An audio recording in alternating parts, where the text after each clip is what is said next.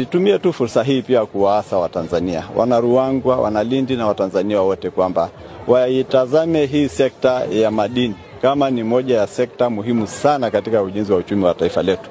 Na ina madaraja mbalimbali ya tija ambayo inapatikana kwa ustawi wa jamii. Katika daraja la kwanza tunapata wachimbaji wengi ambao wanaingia kwenye sekta, lakini pia tunapata ajira nyingi ambazo zinapatikana kupitia sekta hii, na wako watu wengi ambao pia wanapata riziki kwa kutoa huduma katika hii migodi. Lakini juu ya yote kabisa, taifa linapata fedha nyingi kupitia tozo mbalimbali, ada, kodi, ushiriki wa serikali kupitia ile migodi ambayo na yenyewe ina hisa. Lakini mwisho wa reli kabisa ni moja ya sekta zinazotuingizia fedha za kigeni.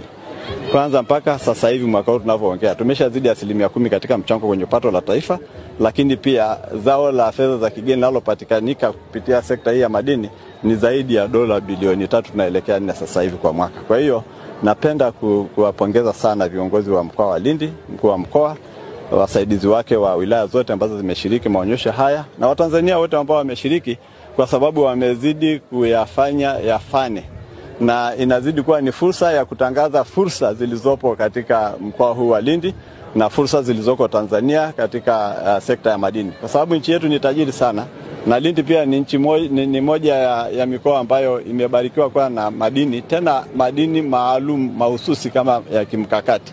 Nimeona graphite, tumeona kuna copper, kuna nickel, bado kuna dhahabu, bado kuna chumvi.